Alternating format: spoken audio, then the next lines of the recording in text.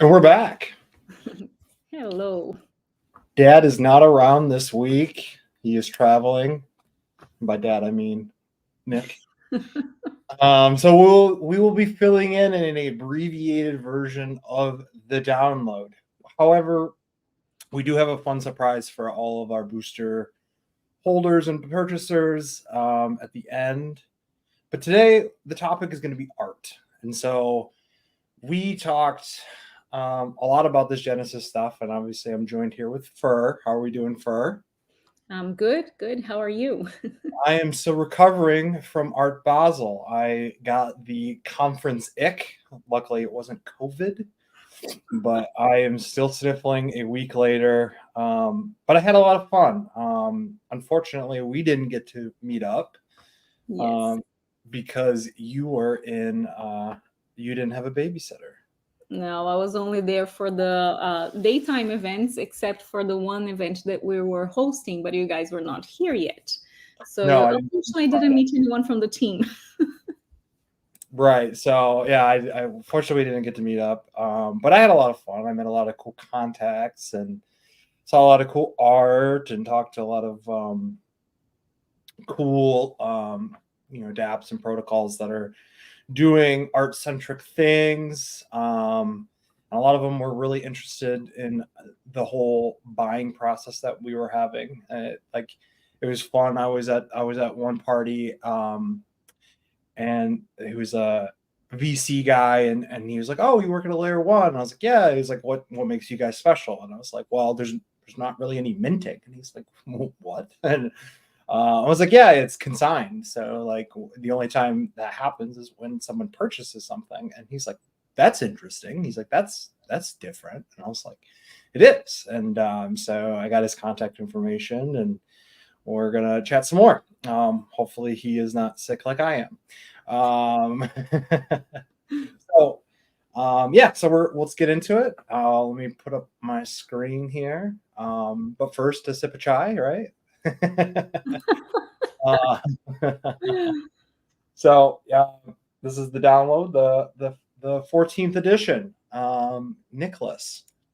So we're just going to run through some of these updates. So you guys have already seen this screen. And we've increased this 918 number, haven't we, Fur? No, that is the final number on join, and the side entries is all manual. So I'm not counting those numbers yet until I actually put them on the spreadsheet. But it is more than 918. Which brings me to something that I want to be very clear that even though all those artists did sign up, by the time of onboarding, I believe, like everything else, we lose some people on the way. So I would expect us to have around 800 artworks for Genesis. I'm not going to say that everyone that signed up will actually come through. Some people forget, they don't read their emails, and they get distracted. But a lot of people are just waiting for the onboarding instructions. Of course, and which we have some updates on Studio as well. Yes. Is a big part of all of this. So cool. But like I said, we're going to talk about some artworks, and so we're gonna actually like flip through some artworks and what we have going on the join page. If you haven't seen what we've been doing, there's a link right here that you can go look at the sign up. But I'm going to switch my tab over here, and we're going to go over some of the winners, right? I think that's what we decided we were going to do. Yeah, I think, first, look who showed up. Oh, it's Nick Hello. Here? Yay! Come on. I already introduced us that we were going to be dadless today. Oh, sorry. I'll leave then. Bye-bye. No, please, no. We lost him. Get your ass back up. No, I raced. My flight landed. I hopped. I got my baggage, hopped in the car, and came straight to my hotel. And here I am online. How was your 14-hour, 25-hour 16 hours. Total journey time was about 21 hours. But here I am, excited. You get a middle seat too? Sorry? I said, did you have a middle seat as well? No, thankfully not this time. Man, those middle seats for 16 hours is a pain. But I just wanted to be here. This is your show. We had talked about it, so I just want to be here. But later, toward the end of it, I want to address some of the community's concerns around the swap thing we got going on. But I'm just happy. I want to, I've not missed a single one, and I'm like the flight schedule and everything worked out so I could be here. I told the driver, drive fast, and got here in time. So. Papa is back. Oh my God. Nice. Awesome. Yes, so Nick, well, just to catch you up, so basically we're Fur and I were planning on just discussing a lot of art stuff today, and we're gonna talk about the winners and the features, and we're gonna highlight some of the pieces, like some of the ones I personally love.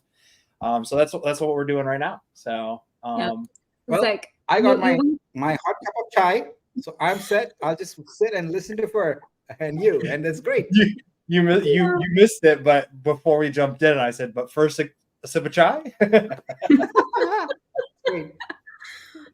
Zach, I'll say, like, you stepped out of the slide before I could talk about the time frame. So if you don't mind going back there. Yeah, absolutely. I can go right back. Yeah, absolutely. Yeah, so we do have a lot of cool artwork that we want to point out, especially for people to keep an eye out for the opportunities. But first, I wanted to make sure that you understand the timeline. So right now we have all the arts, in the join that we're going to go through. We have curated some different selections, one for Times Square, one for Dubai, which the artists are not even aware of that yet. I'm going to surprise them and say they're going to be featured in Dubai. And after that, we're working with the VTRU Studio for onboarding. So we have a time frame here that is expected to start onboarding on the 22nd. So that's that timeline that you're seeing there, like the 17th. Promote artworks. We're going to start talking about them online. And then we'll start onboarding. For the Metaverse celebration, I want everyone to save the date. If you're around the 23rd, we're going to have a Metaverse Party. So you can meet the artists, you can talk to each other. I'm going to share links. I'm still organizing all of that. So be on the lookout for those informations. And yeah, so like we'll get into more details after we look at some art. I just wanted to make sure like you understand the timeline. So yeah, let's go back to that now. Zach, please. Yep, absolutely. Sorry about that. All right, so here are the Times Square feature one. So like, talk me through that process. Okay, first of all, I wanted to not be partial on choosing the artwork. So I made sure that we had 5 curators of completely different backgrounds and different communities. Because, like when you know your community, people expect that you choose them. And I know way too many people, and I didn't want to be partial on the selection. So the Times Square feature has nothing to do with me. We have 5 curators, and each of them had 10 to be selected. So they said it was the hardest job ever to pick out of almost 1,000 entries, only 10. But they all loved it very much, and it was fun seeing them actually struggle to pick their selections. But it's really cool, and so that's what they chose. We have a couple of artworks that I had to unfortunately tell them that it was probably not a good option because Times Square has a few limitations. Like we are not allowed to put nude art, for instance, and we have some amazing nude art in our entries. And a couple of them had been selected, and I was like, oh, I don't think that's going to fly. So we had to change it. But they are all in the Genesis, and you're going to be able to collect them. They're only not going to be available for Times Square. But yeah, do you want to talk about this one? Yeah, no, I love this one. I love this one. Like, I don't know, it gives me like kind of like Banksy vibes, to be honest. Like with the like some of his spray paint work that he had done. I don't know. Yeah, I like this one a lot. Yeah, I'm just flipping through them while we're talking. It's funny because Nick picked that one on one of our reviews. Like for those who are not aware, every now and then, like we jump on a call, like, and we do a live review on artwork, and that was one of the chosen pieces. This guy, this is one I would say you have to fight me for it because he's a very, very good photographer. I have not yet been able to collect one of his one-of-ones. So I want this piece, and I don't know if you're going to be faster than myself, but I'm taking that one. That's on my list. It's always cool. I like also like that some of them are like dynamic too. Like, you know, we mentioned that, you know, some of these things we're taking all sorts of mediums, and like obviously this is a video, which I have not yet watched, and like I am now, and I'm kind of like trying to figure out what the story is here. It's really cool. I do love the animated pieces, and I think that's what makes the biggest difference on being able to appreciate art on a digital frame. So I collect a lot of animated art, and I love, you know, like all the videos, the actual animation done by drawing, and we have some very good ones in the batch. So yeah, I like this one. Yeah, this one's really cool. I like this one. Yeah, so all sorts of different things. And your comment about the whole like nudity thing, that's interesting, because like I lived in New York for a while, and like maybe the billboards, they don't like it, but like they don't care about it anywhere else. Well, I know that it's being passed on. There is a law actually in New York. I learned when I was there for one of the NFT NYC, and you are allowed to be topless on the streets.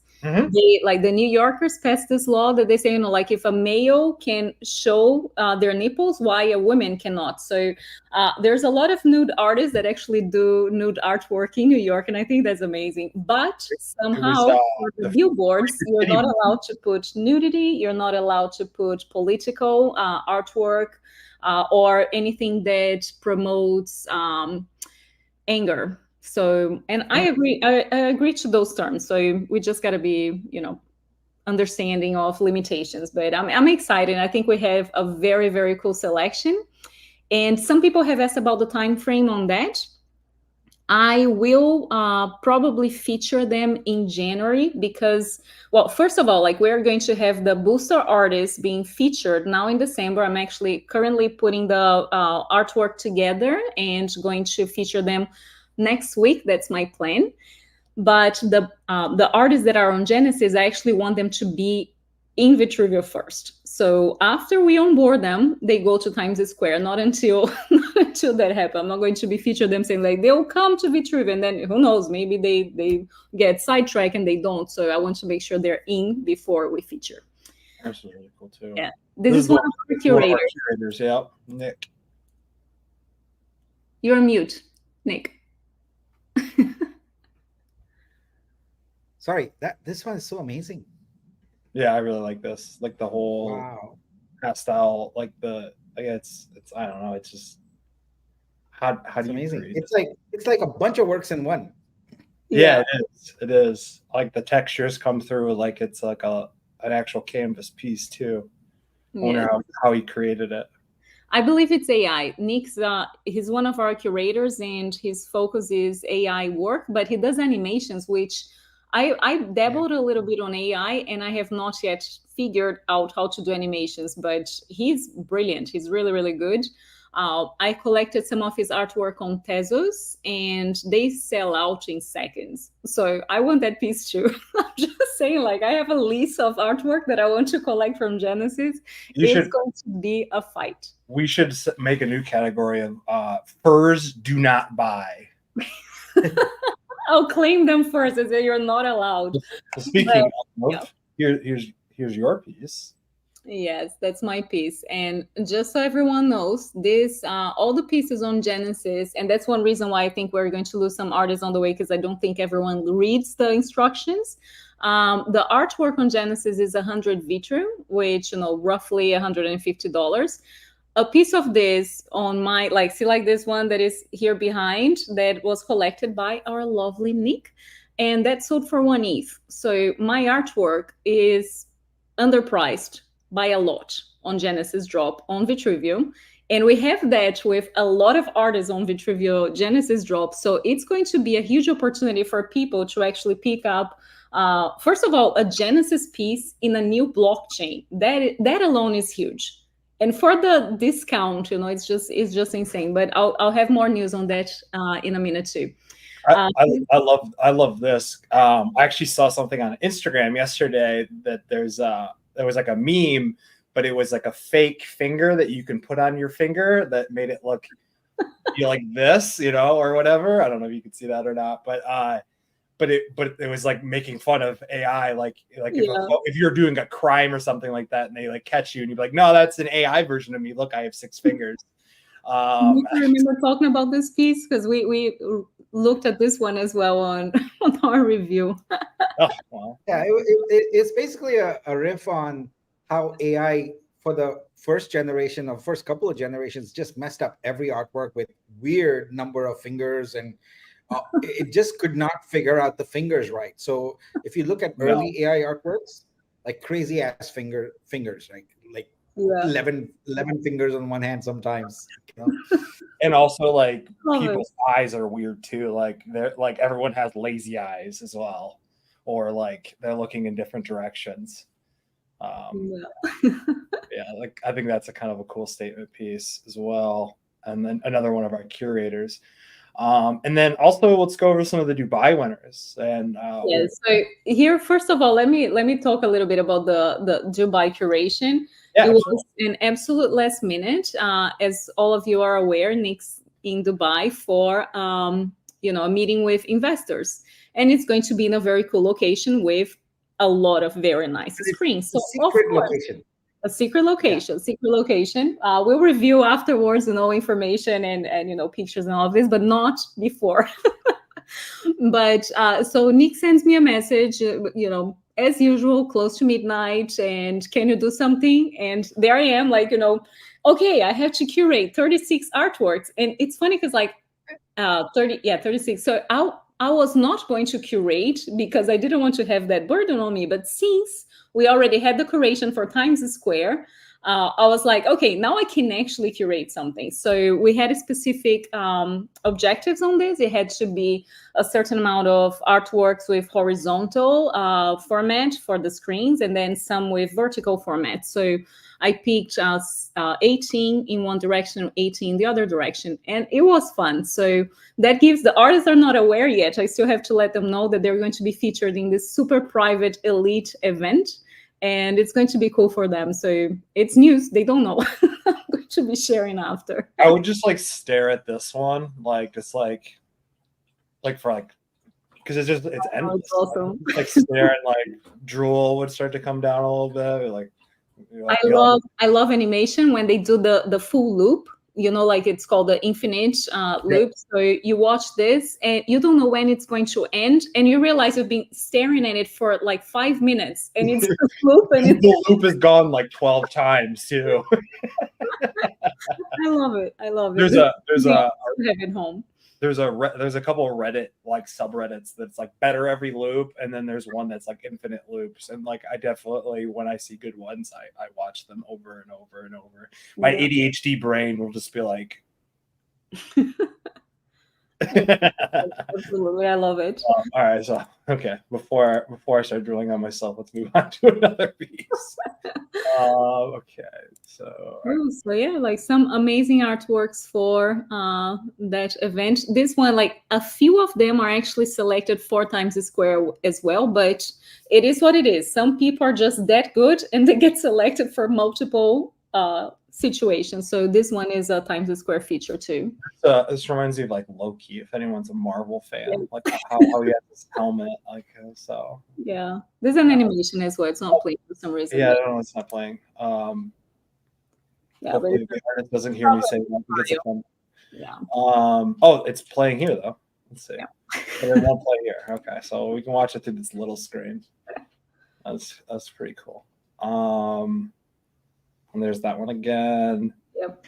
And so like even like this is photography for sure. Right? I'm not sure if it's photography or if it might be I don't know, actually. I think this person does 3D artwork. So it might be a render. It might be a render. Not 100% sure. Okay. That's what scares me about all of this technology, is that like it looks all so real. It's so hard to pick sometimes, like you just don't know, which I don't know if you all saw, has been a big drama. There's always a drama in the community, but the latest one was regarding a huge sale that happened recently. All the big names bid on that piece, and the person lied about it. It was an AI and piece, and she said she painted it, hand painted, and she even faked the work in progress photos. And I'm like, oh my God, this is so bad. It's so wrong.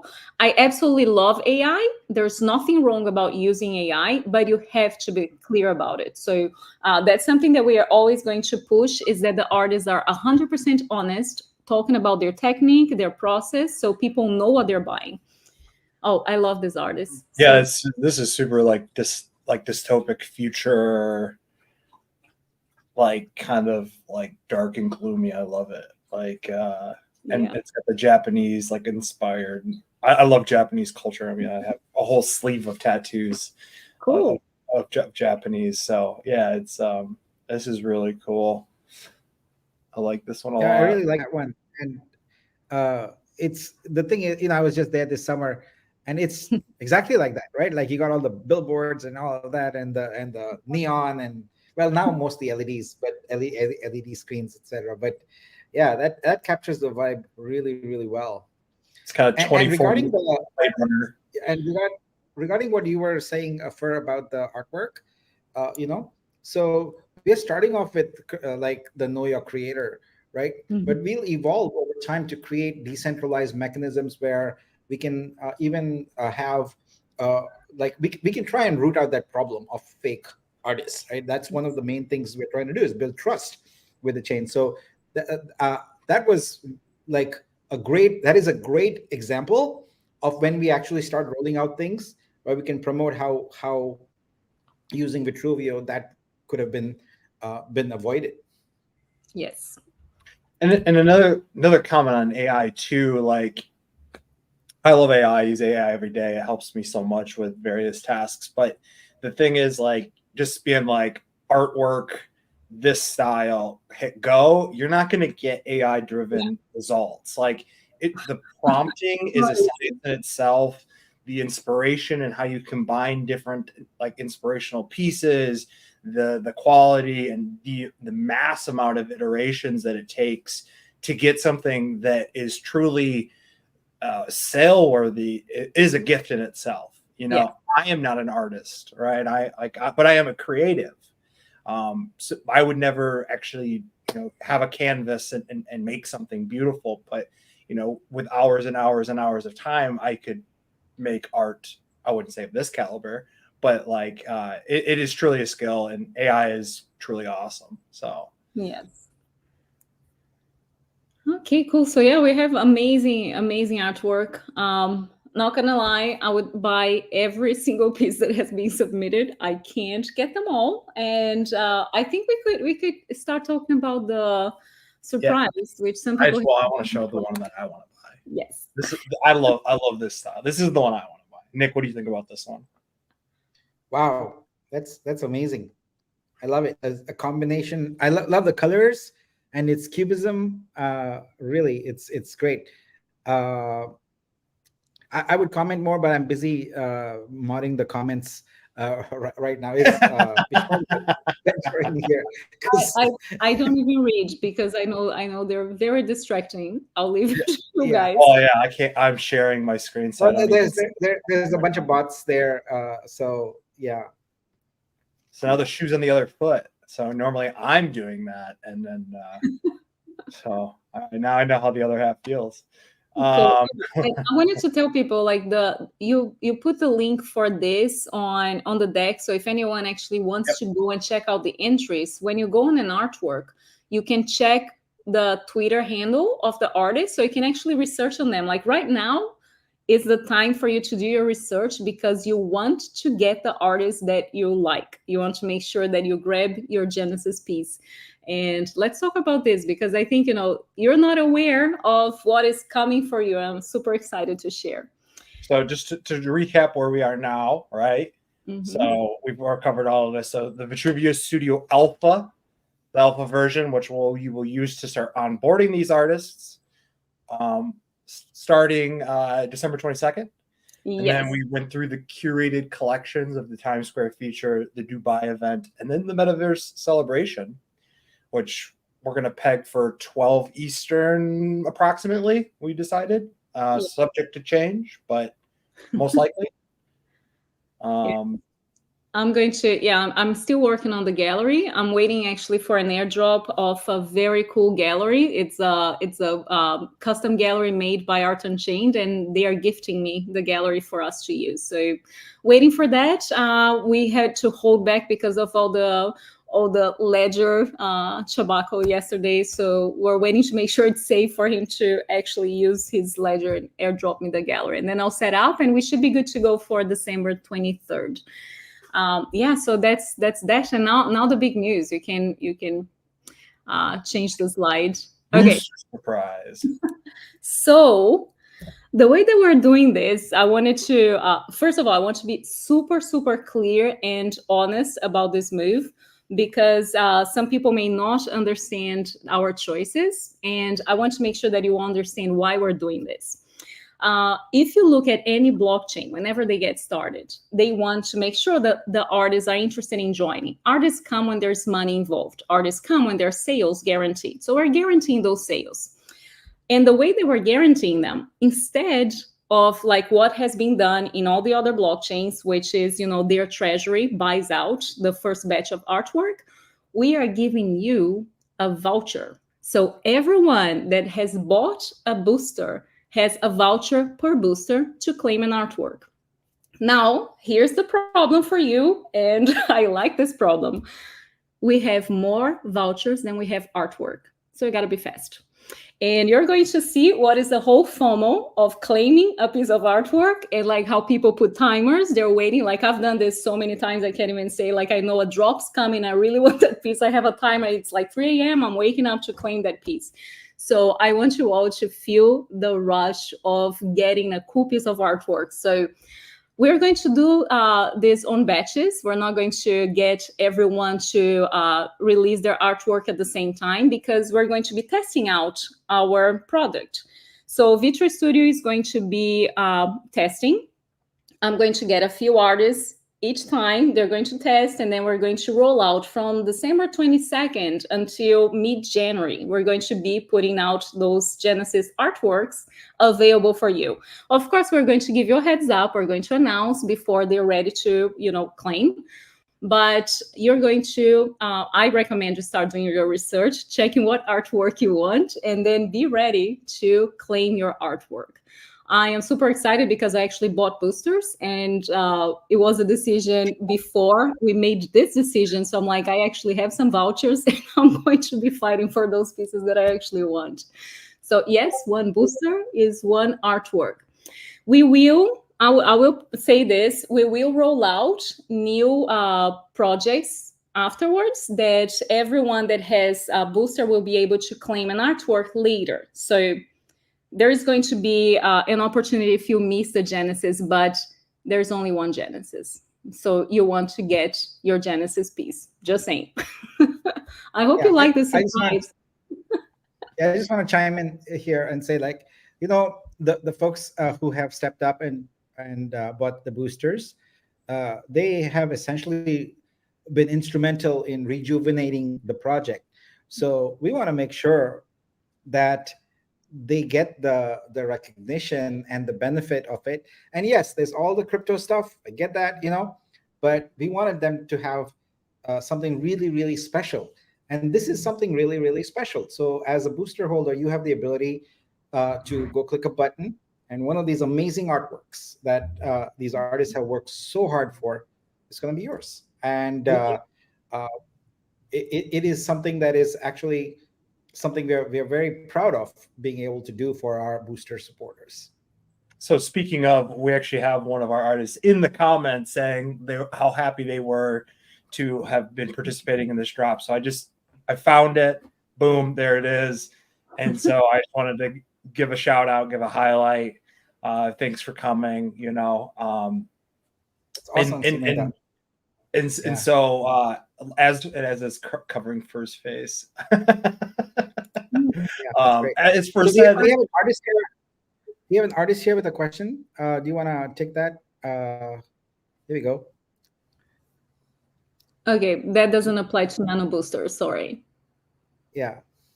Well, no, they want to know about nano boosters. Oh, okay. Yes.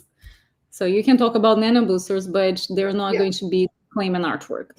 Yeah. So nano boosters are essentially $10 a piece, and they come with coins, but they don't have all the other benefits of boosters and super boosters. So this artwork drop for claiming is restricted to the boosters and super boosters. Sorry about that, but yeah, it is indeed a very cool benefit, and the way we are imagining it is that we are going to have a pre-alpha version of the studio, kind of, that we are essentially fast tracking everything here to be able to give everyone in the community, the artists, etc., seeing this live on the blockchain.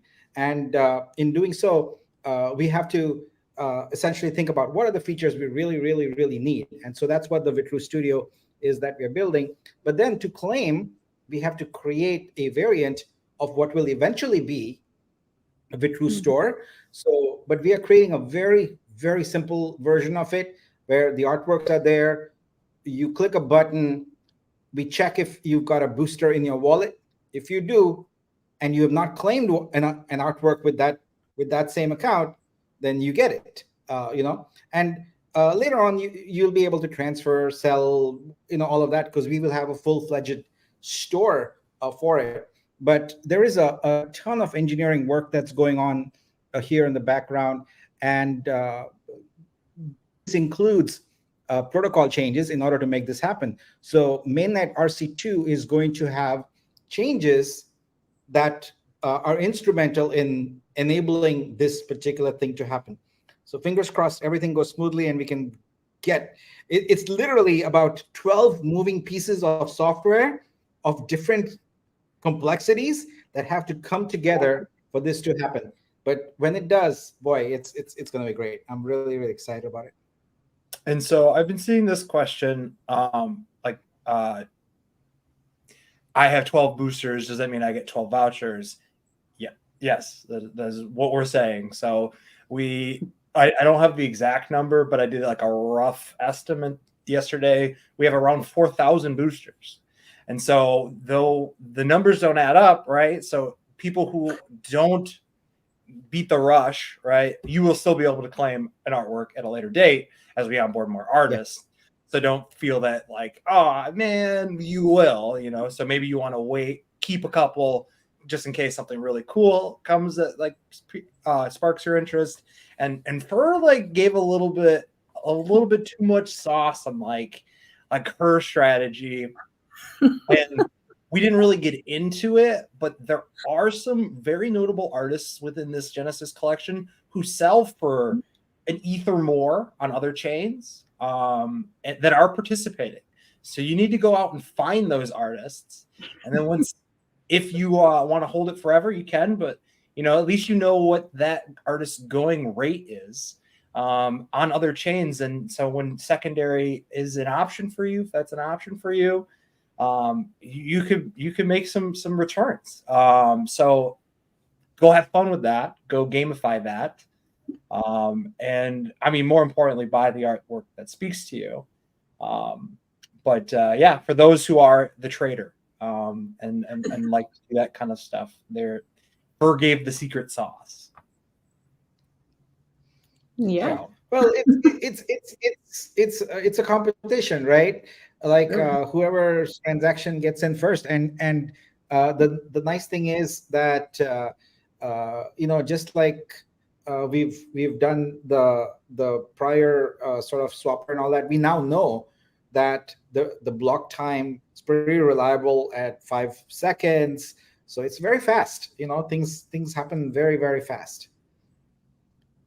So there's a bunch of questions there. I think we should address them while we are on topic here. Yeah, absolutely. Stop the share so we don't cover Fur's face. I'm happy to this was a good one. So these artwork vouchers will become NFTs for our wallets? No, the way we implement it is at the time you go and press that buy button, we will check your wallet to see if there's a booster there that has not been used. So it's an auto voucher. You don't have to do anything. And if we detect that you have an unused booster, meaning one unused for the purpose of acquiring an artwork, then you can go ahead and get the artwork. But if you've got none, then it will tell you you cannot claim one. I also started this question just to address it. Is there going to be any considerations in giving artwork costing multiple vouchers to bring more value to the art? No, and I did put a lot of thought on this. I have considered that, but we want to make Genesis a special occasion. And we are very welcoming to all artists of all backgrounds. So we're not doing this for the hype or for the history that the artist has. It's like it's a new blockchain. It's a new ecosystem. They're going to come in, everyone in the same level. And of course, like people will rise as they rise in other blockchains, but we're starting everyone at the same level. So I wanted to be very equitable on this. I don't know if that's the right word. I think that's the right I think that's okay. Let me see what else. I mean, we kind of addressed this, what if we swap to a different wallet that we bought boosters with? It's about the booster, and Nick kind of decided it's not going to be like an NFT, so it'll register, hey, there's a booster here that hasn't got a voucher yet. So if you have any other questions. Yeah, just go connect with whatever wallet has the booster, and don't worry about which wallet that art ends up in. It'll be that same wallet, but later on you'll be able to transfer it. In fact, you probably will be able to do it directly if you know how to interact with the contract. But if you want a UI and all that, that's going to come later for transferring stuff. But this is all on chain.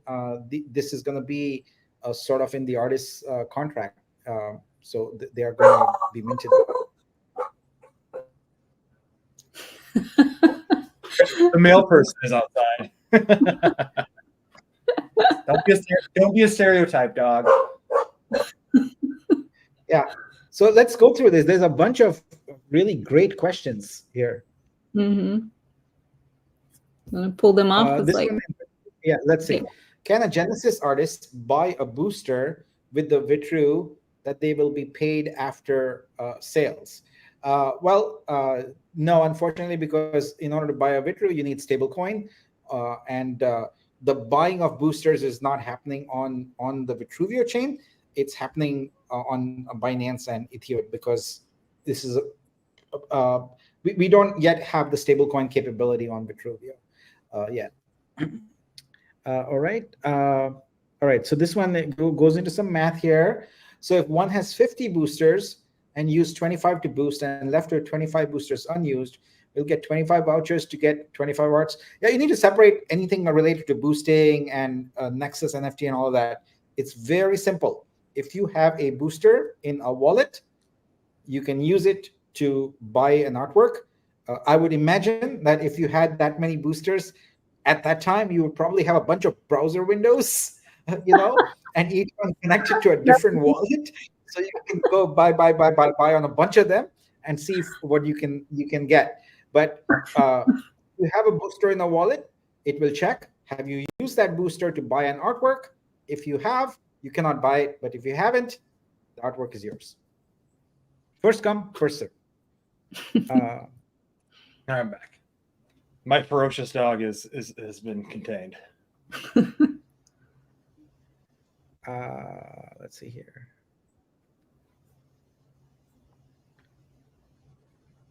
Let's see. It says, where could I find the benefits again if I buy a booster? Could they quickly go over it again? Yeah, so you can just go to the Vitruveo website. It's like vitruveo.xyz, and you can see all the just click through, and all the information about boosters is right there. Here's another thing here. Not booster related, but wouldn't stretching out the best schedule help sales pressure? A lot of blockchains have 3 to 5 years. Maybe, okay, I thought this was related to art, but it appears to be something else. All right, so let's hide that one. Okay, do we see any more? I don't know. All right, cool, yeah.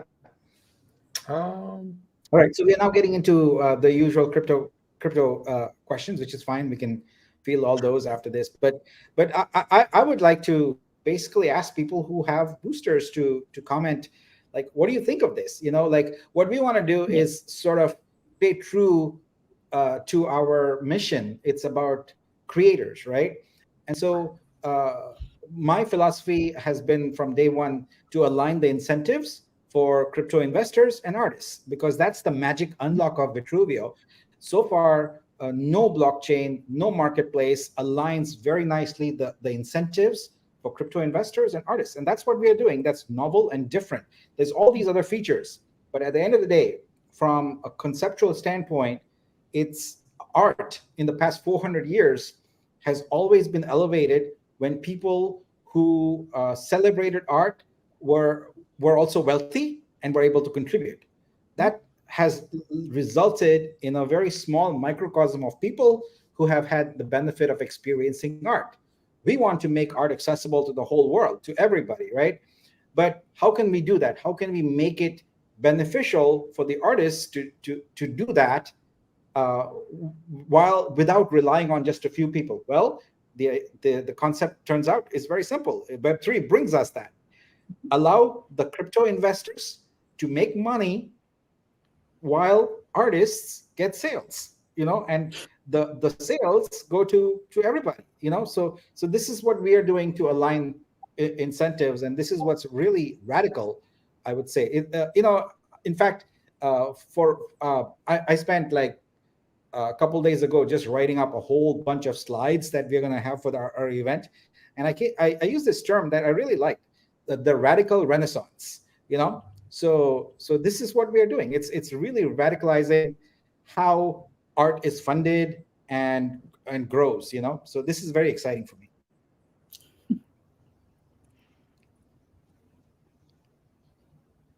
All right. So I'm seeing feedback here about this. All right. It shows me that you care about us, that we're boosters with this voucher scheme. Yeah, absolutely. We care very, very deeply about it and want to make sure that we provide as many benefits as possible. So if we are not able to buy a Genesis art and have to wait, will the voucher have unlimited value when purchasing another piece of art at a later date? Unlimited value? Well, we're going to roll out other opportunities to get more art, but as I said before, Genesis is only Genesis. There's no other Genesis. Yeah, but they're talking about the value of it. It'll always be 100. Yes, it's the same value, Yeah. But we'll add other opportunities at that value.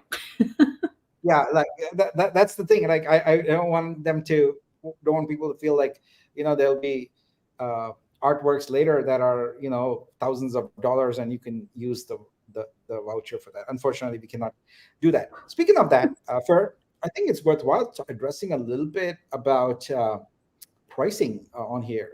So one of the things, let me just set the stage and then I'll let you kind of take over and give your opinion. All right. So one of the things is on Ethereum, people have artworks priced at all kinds of price points, and because it got very expensive for people to be able to afford some of that art, people started having what are called editions. All right. So with artwork, and people who are not in NFTs don't know this, so we take it for granted, but it bears explaining a little bit. So you can sell an artwork as a one-of-one edition, meaning it's unique. You get it, you're done. Or you can sell it as one of N editions, where N can be 10, 30, 100, whatever. And so then what artists do is price it much lower because it's multiplication. They try and get what they think the artwork is worth by multiplying the individual price of each of those editions.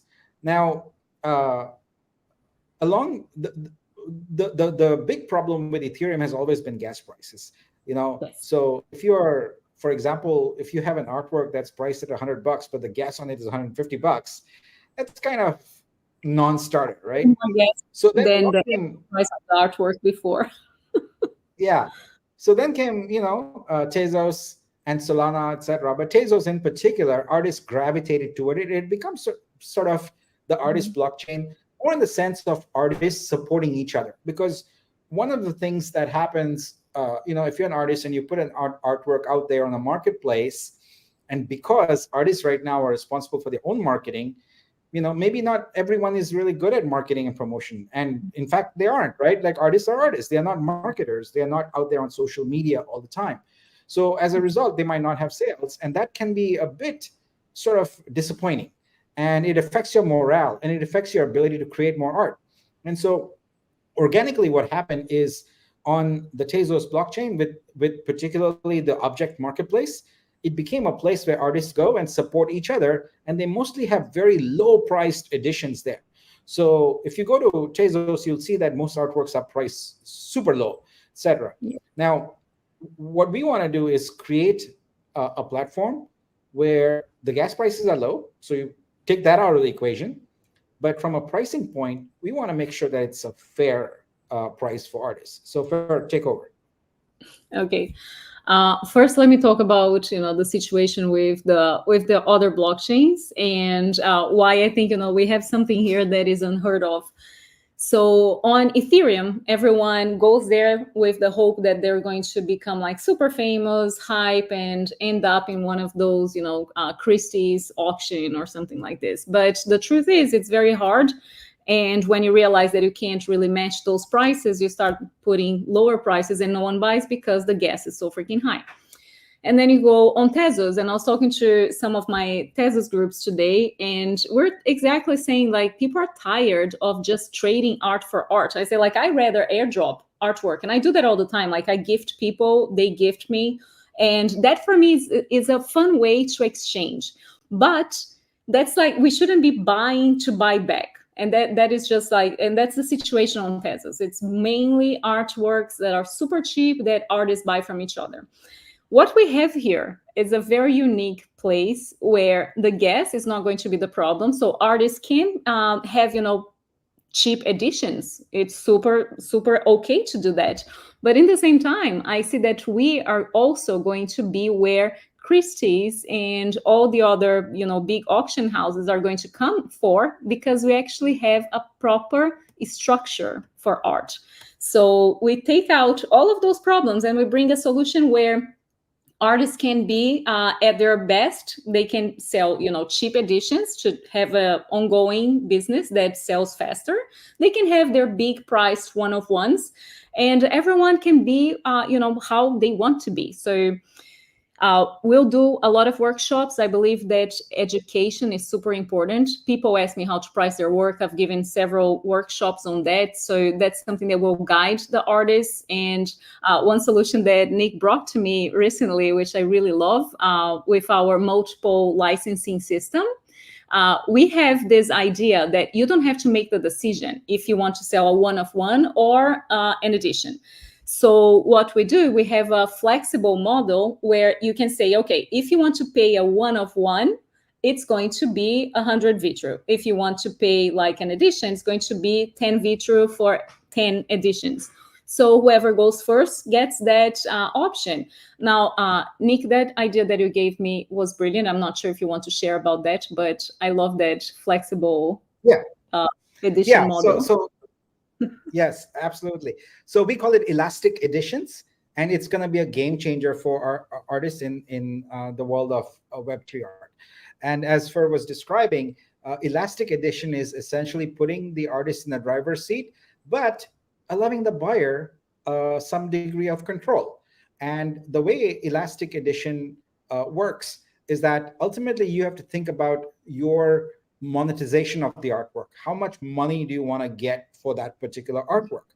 And you can then decide if you want to list it for one-of-one. You could do that, but more likely what you could do is you could list it as one of n, where if you multiply n by whatever price point you set it at, it will add up to be the amount you want to sell the artwork for. What happens is the first buyer that comes along, they sort of decide for you what's going to happen. So if there's a buyer who, for example, likes it as a one-of-one, they click buy and they got the one-of-one. But let's say that it's become the first buyer instead buys it as using first pricing, for 10 Vitrus, right? So they got one edition. Maybe another one comes in and buys a second one. So now there's two editions out there, and you have the maximum number of editions is 10. So the third buyer can come in, and guess what? They don't have to buy the artwork for 10. They can buy the artwork for 80, and instantly it becomes a one of three. So yes, the third buyer paid more, but this is what we mean by elastic additions, is the number of additions is always controlled by the buyer. You can think of it as a buyout. Like, I frequently love to do this on Tezos. I go and I see that someone has, 12 artworks, and 5 of them are sold, and I want to buy the rest of them.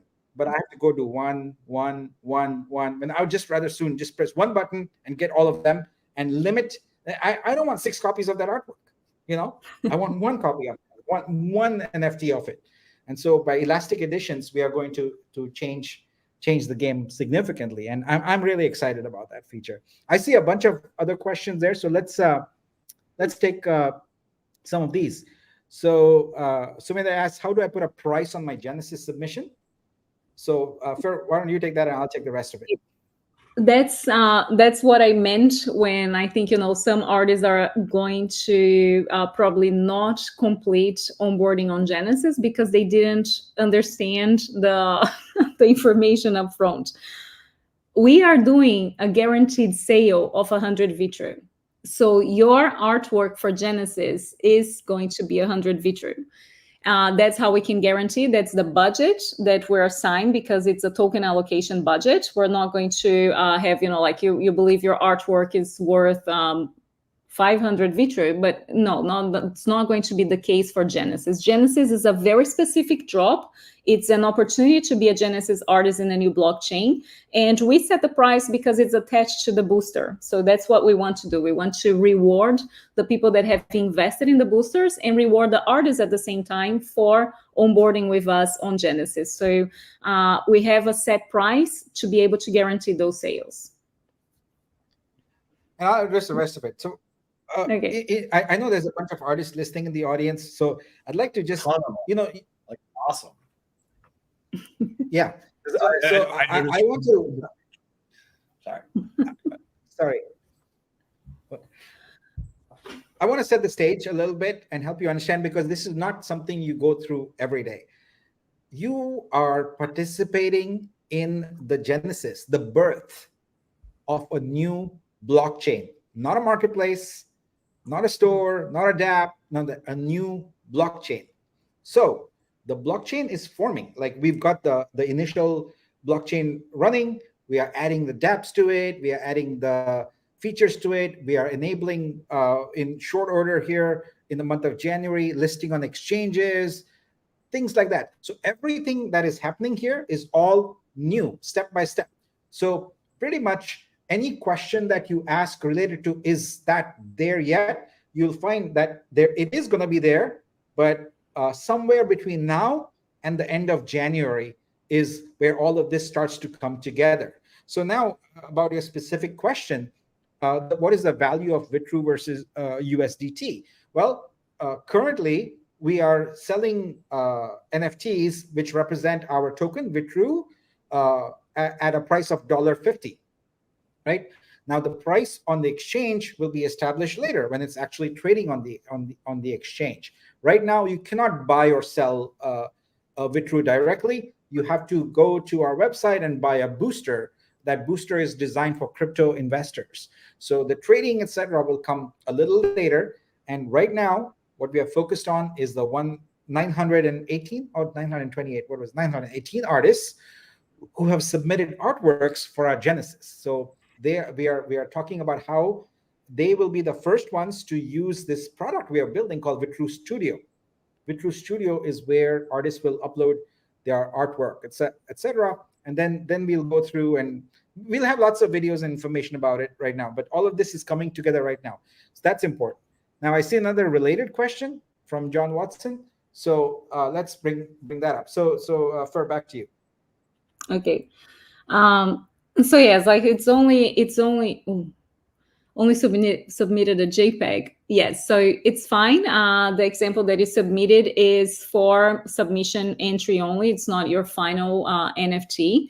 Once we get into the onboarding process, that's when you upload your full resolution final artwork to be on Genesis. So you don't worry about the file that you submitted on Join. It's not a problem. We'll get the onboarding process on email soon. Like, I'm setting up the blast email, so hold on tight. I'm waiting for information on VTRU Studio to start sharing a little bit on the email as well. Yep. Okay. So I see a couple of questions about the deadline. The deadline has passed. It was December 7th. So that was for the Genesis. Now we'll go through, we'll create the studio, etc., and then we will basically make it open.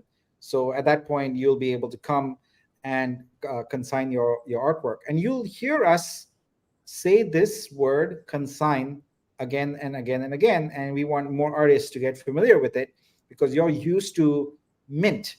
And we are saying, on Vitruveo, an artist is never going to mint their artwork. There is no need to, because the software, the protocol, mints your artwork on demand based on the channel it's coming from. In fact, it's entirely possible that you will make money on Vitruveo without minting your artwork. Why? Because if you look at the screen behind Fur and the screen behind me, that's streaming artwork. So we will have the ability for your artwork to be streamed, but there is no NFT involved. And you get paid when your artwork shows up on someone's living room screen. We will have application license. Application means a print license, for example. So when someone wants to print your artwork, they don't care to own the artwork. They just want it on their shirt, right? And so there will be nothing minted there, and you will make money just for giving them a license to print. I want to comment a little bit on this, because I see today we actually have a lot of artists that are joining, and some of them have not really listened to all of what we're doing. And I think, one of the biggest concern on artists when we talk about consigning and instead of minting is that we are familiar with the lazy minting process on OpenSea, which doesn't exist anymore. Like, they took that option out, and we didn't like that, because it was under OpenSea contract. So when we started having the whole manifold option, that's when, like, we had our contract, but then we had to mint. We didn't have the option to have lazy minting and the artwork to be minted upon sale. So that was not an option anymore. What we have here that is completely different. I think it's important to emphasize our contract format. So when you join Vitruveo, when you create your artist profile, you go through the True ID, which, we'll explain more about that later. When you bring your artwork and consign, and a contract is created upon consignment. So when you come to Vitruveo, you have your artist contract done for you. You don't have to learn how to do your own contract. It is already there. So everything that you do on Vitruveo is going to go back to your contract. So super excited about that feature. Yeah, this is an important thing. Yeah, one creator, one contract, and no matter which marketplace your artwork is purchased on, it will be within your contract. And our goal is to have hundreds, even thousands of marketplaces all on our platform. And right now on Ethereum and Tezos, everywhere, the purpose of a marketplace is for an artist to mint their artwork, list their artwork, and have a buyer buy their artwork. Well, the purpose of a marketplace on Vitruveo is slightly different. It is merely to display artworks and have a buyer buy them and maybe make a small profit in the process. But the entire process of consigning your artwork is at the protocol level, the blockchain level. The process of issuing an NFT, if one marketplace requests it, is done by the protocol.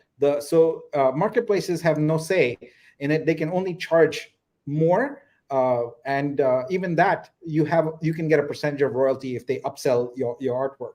So what we've done is fundamentally looked at the economics and really the workflow that artists go through, and looked at everything that's broken. And believe me, a lot of it is completely broken. And we've fixed that from the creator's perspective. We have fixed it because our goal, our single mission here for the Vitruveo blockchain is to make it possible for creators to have a sustainable income. So how do we do that, right? So we address all those problems. And one of the big problems is distribution. Like right now, you are the creator, you are the distributor, you are the marketer. We don't want that. You be the creator, you are the artist.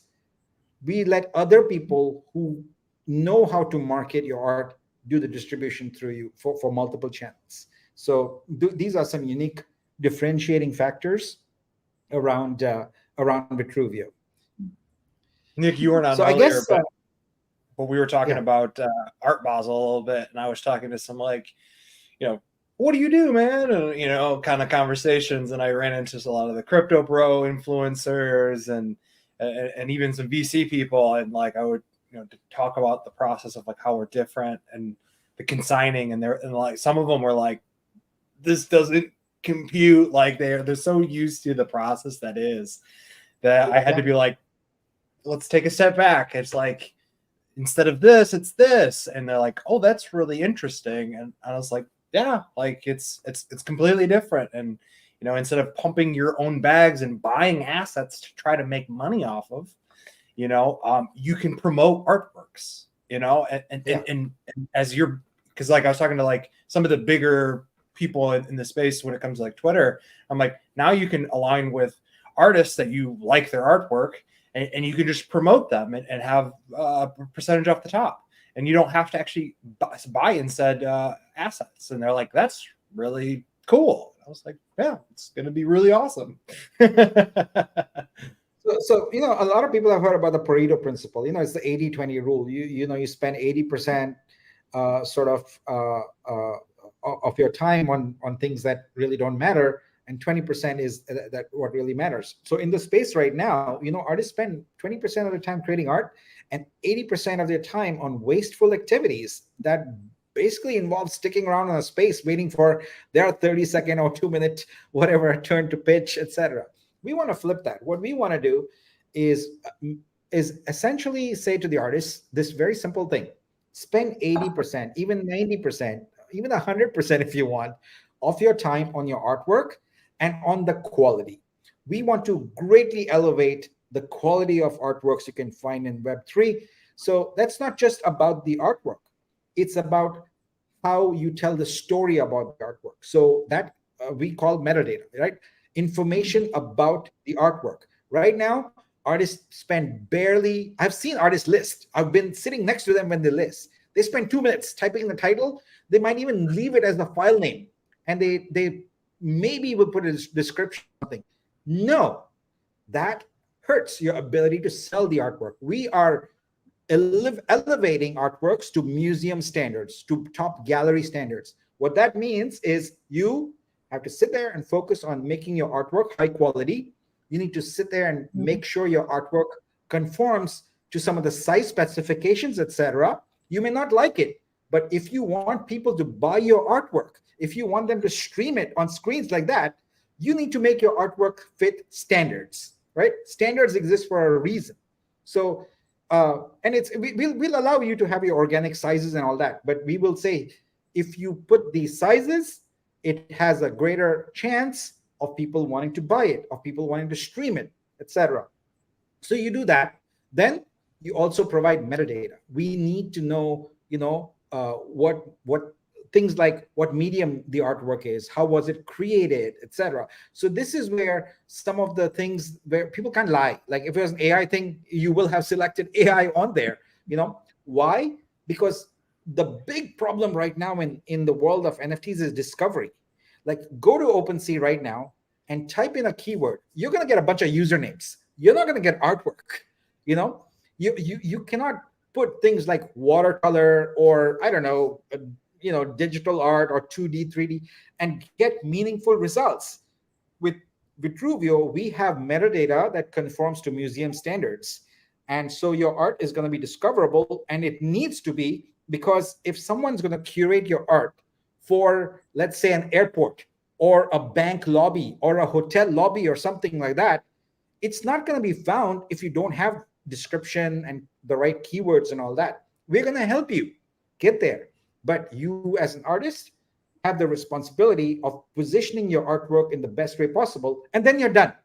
You don't have to do any marketing, any sales, any distribution. You don't have to show up on social media if you don't want to. You don't even need a Twitter account. We don't care about all of that. We care about you having a kick-ass artwork conforming to some standards, upload that to the blockchain, and you're done. I think you said an important word, which is we're going to help you. And some people like myself, we have more, I don't know, more information from the traditional industry, or I don't know, like from education or whatever it is. But whenever I did my contracts, I created traits with the important information, and some artists that I know are very, very focused on that, especially photographers. They know that they have to put some information related to, location they shot that artwork, the year it was created, all of this. I had a lot of artists come to me and say, like, can you give me a list so I can put that on my artwork as well? Because they don't know what needs to be there. So we are telling you what are those fields that need to be informed. So you're only going to have to worry about putting the information. You don't have to think about what you need to put there. We'll ask you. See, like, you're missing to tell the year this piece was created. You're missing to tell, give a title. Some basic information, but yeah, anyway. All right, so I think we've kind of talked a lot about artists, and of course, Fer and I are on regular spaces because that's where we find a lot of artists. So we'll be doing that. I might actually hop off this call and just go start a space, to talk more about this. But just want to address a few things related to the project also. I think one of my latest updates in minor updates should have given you a lot of the information, but I just want to repeat it here for those who did not. So Swapper 1.0 is, as what we're calling it, is currently out there. I worked on the flight here, and we'll be working tonight and tomorrow on Swapper 2.0. We'll publish that out, and that's going to have two really important features. The first one is that a number of validators essentially want to split the ownership of their validator node in an account and the coins, the unlocked coins that it comes with, to another wallet. So that feature was not present in Swapper 1.0. You could only move your validator node. And as a result, we started the process of doing it manually. Well, after doing, 20 of these support tickets, because I'm handling them myself, and seeing the backlog of how many are there, Swapper 2.0 is an opportunity for us to build that feature in. So we'll put in a feature where if you have a validator, you can designate moving the validator node to a different wallet, but the coins stay in that account, the original account, and therefore you've created basically now a holder and a validator, two wallets. So we'll do that. But more importantly, the Senate voted on a proposal around swapping out Vitruveo for some of your Vitru in order to essentially balance out our cap table. And what we will put in Swapper 2.0 is the ability for anyone to go in and specify how much of their bag they want to be able to swap to Vitruveo. So it can be all the way from 0% all the way to 100%.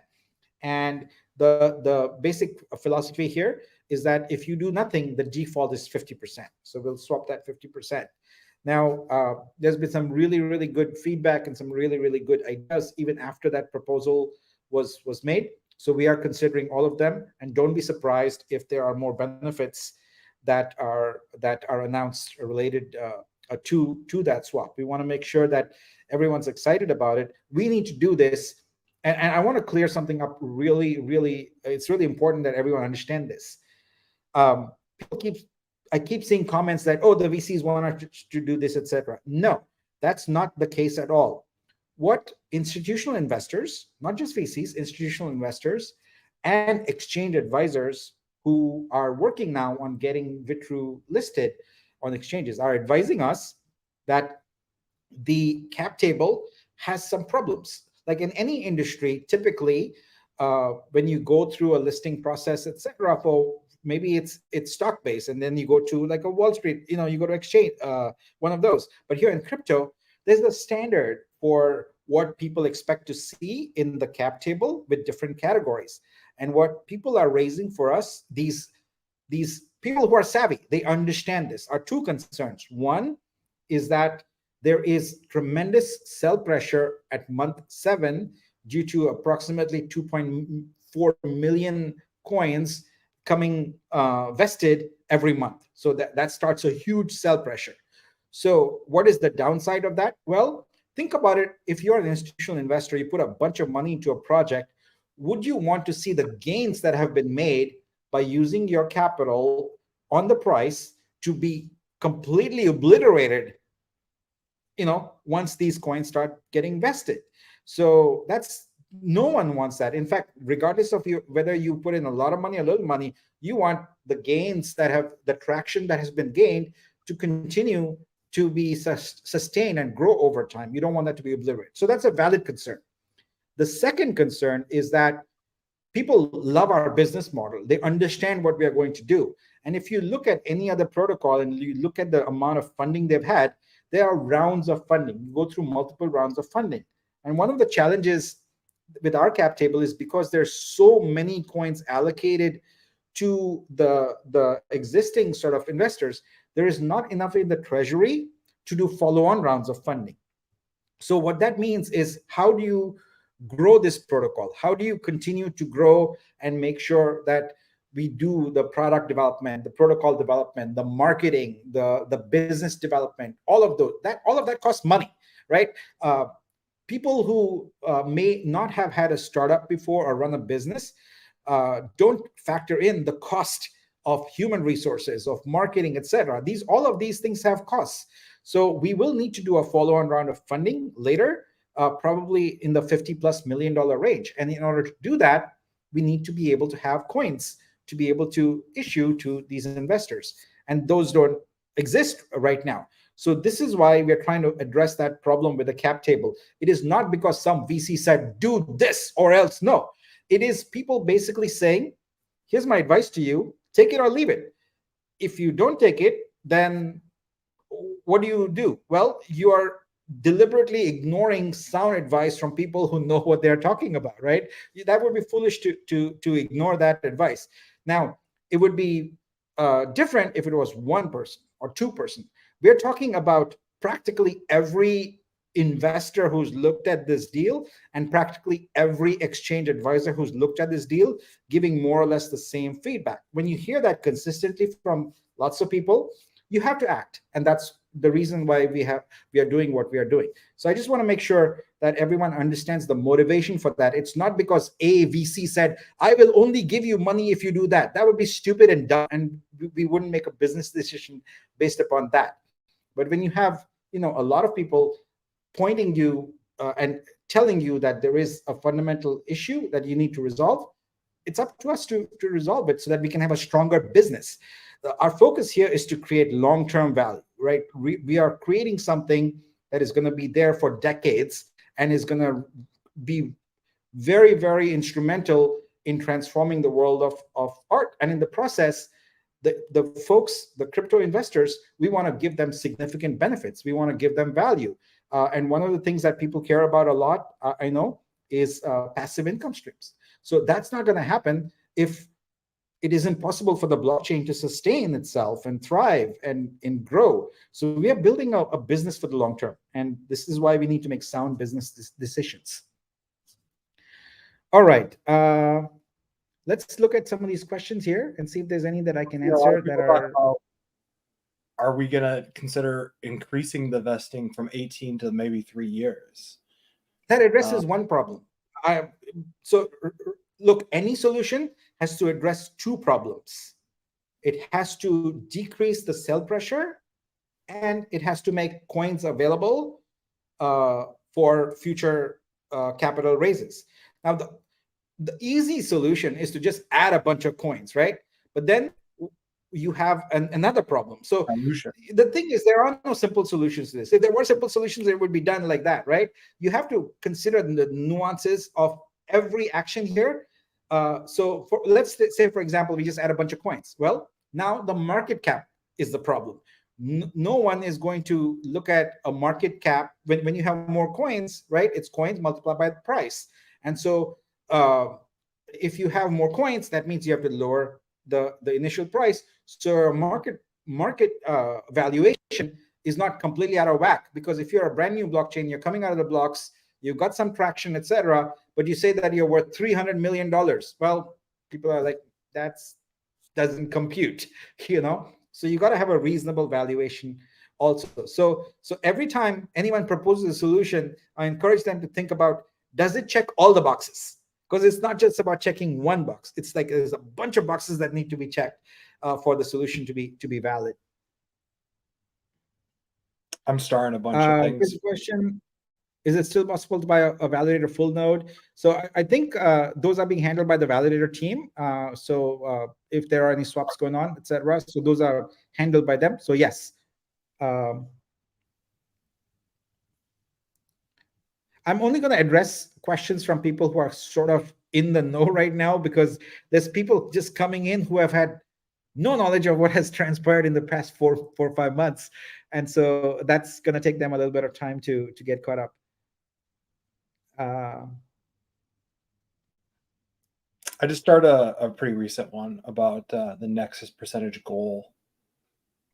Yeah. So Zach, let's just address the BTC issue, because that is there. So why don't you give the community the latest on the BTC? So yeah, if you go to the Genesis allocation sheet, if you have done the steps properly to validate your Bitcoin wallet, you should see it there. And then at some point, we'll merge that into the swapper contract. But if it's there, it's confirmed that you've done all the steps properly. I have them all up to date as of this morning. If you're having any issues, watch the video again. Maybe I'll make a walkthrough for people to do it again. But I mean, we've had like 9 people do all the steps. And you know, we have 116 people that need to do the full steps. Yeah, but that's the update there. Yep. I see you've started a few. Bring those up, man. Some of them are a little old now. Right here, what is the Nexus percentage goal? Is it to drop it from like 40% to 20 to 25? Yeah, so the Nexus actually has 2 categories within it, right? There's OGs and there's validators. So validators, no problem. We just leave that completely untouched.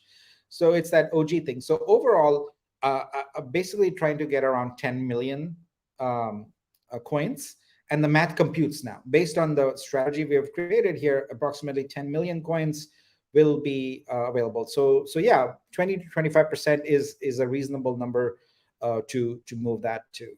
The lesser, the better. And I can tell you that with the proposal done, etc., you can still see in the Senate, there's probably going to still continue to be dialogue around it, because we want to make sure that we create something that is fair, right? We are asking people to swap. It's important to understand that whatever we do, we want to create a fair system that's there. And this is why, even though the proposal is done right now, I'm still thinking of ways in which we can make it beneficial for people to hold the Vitruveo token.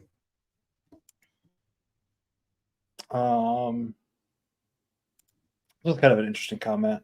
How about you unlock people's wallets in waves, or you decide to be in a later wave, you could get more tokens for waiting longer. Yeah, all of these things are great. We can do them, but one of the things that also we are trying to do is, we've got the vesting, but we don't want to put more sort of blocks and locks and things, because it takes away a little bit from the decentralized ethos, so we have to do the vesting a little bit, because otherwise it's not sustainable. But I'd hate to put in more things where people have to wait for things to happen, etc. And again, we have to remember, any solution must check all the boxes, and you can't just delay the sell pressure. That's great, but you also have to add tokens to the treasury so that there is follow-on funding capability available. But yeah, all of these are great ideas. I think people, I love the fact that people are contributing, and giving these ideas. We just have to make sure, like if you go down the list, right? What are some of the things that you care about? One, and the foremost and most important one, it's legal, right? That's important. Two, it doesn't disenfranchise someone. Like basically, it needs to be something that's fair and takes into account the fact that you get a reasonable value, right? Like it's a value transfer. So we got to do that. And third, it must achieve the goal of tokens being freed up, coins being freed up to go to the treasury where they will be vested. So, they'll be unlocked every year, so that way, that the treasury has in 2024 so many coins it can use to get funding, 2025 so many coins to get funding, and so on and so forth.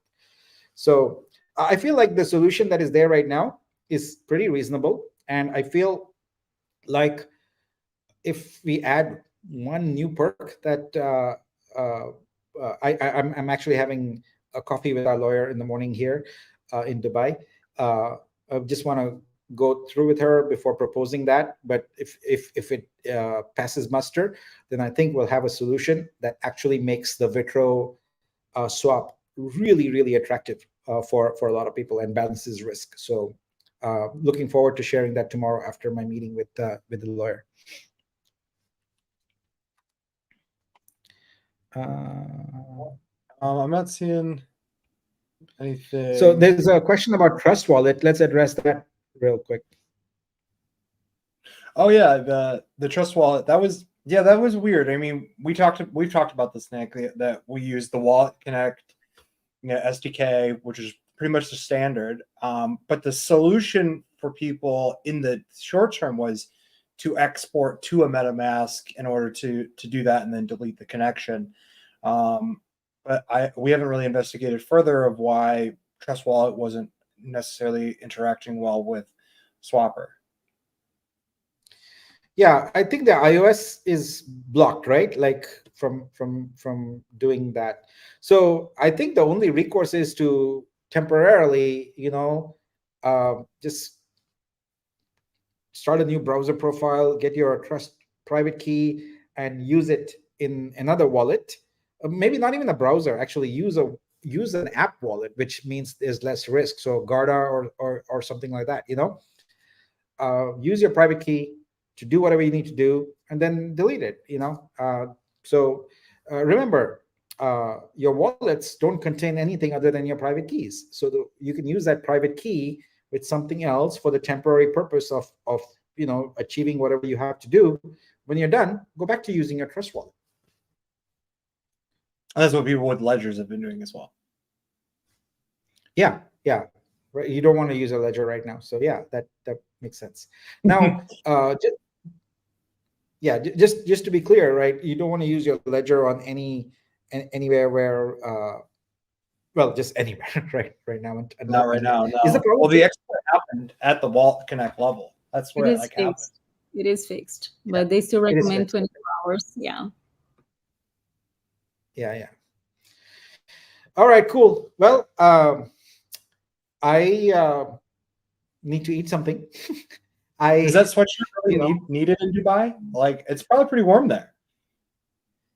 At night it gets a little cold. It's like 60s or whatever. I don't care. That's my brand thing. I wear a hoodie everywhere. They're thin. They're not like a thick hoodie. It's just like wearing a shirt or something. It's just my yeah. So this is good.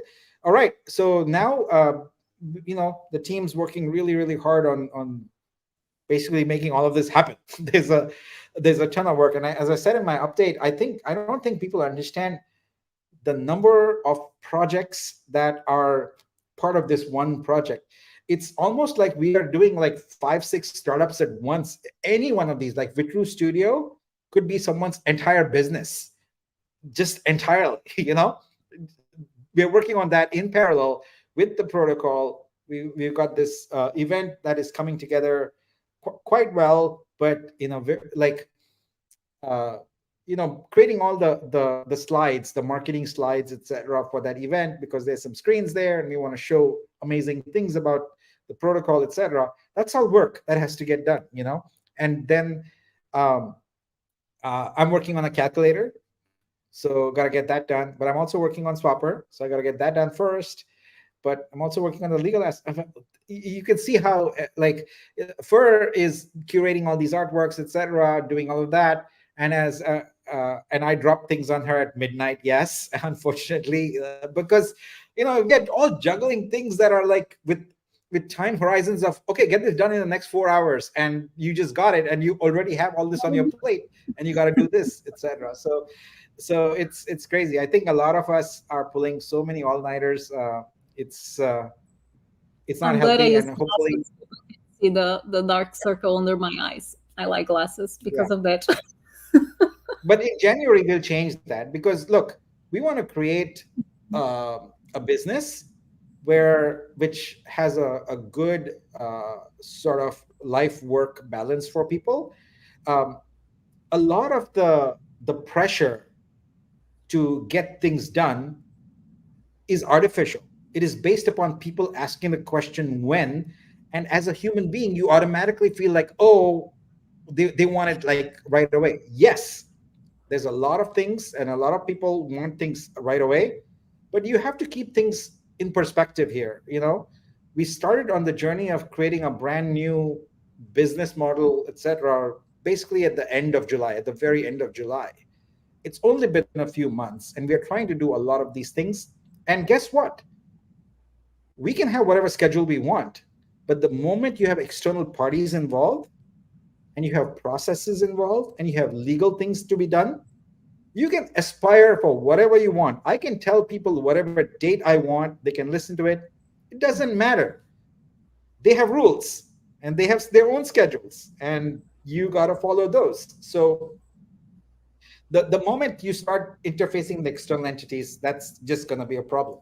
So while we will keep up the pressure and try and get things done rapidly, I'll just be honest with you. I don't care for unhealthy work schedules for people. This is not the business we are building, so people are just going to have to wait. And we're not asking for unrealistic wait schedules or anything like that. We're just saying that things have to happen in a particular order. If you don't do them in that order, and if you don't give people the right amount of time, and this is especially true of developers, guess why there are so many huge hacks out there? It's because some idiot manager told the developer, doesn't matter, ship it now. They didn't allow them to do proper QA testing. They didn't give them a chance to really analyze what the feature should be.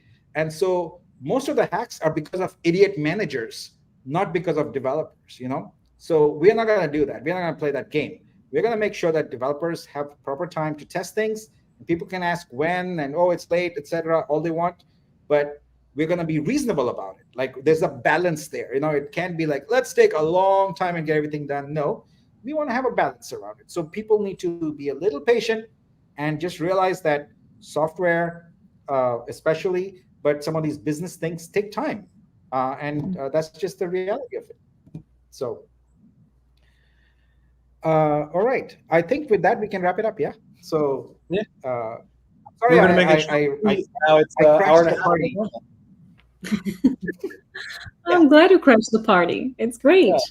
It's always more fun with you around. Yeah. All right. Thanks, everyone. Thanks, Zach. See ya. I'm going to grab something to eat next week.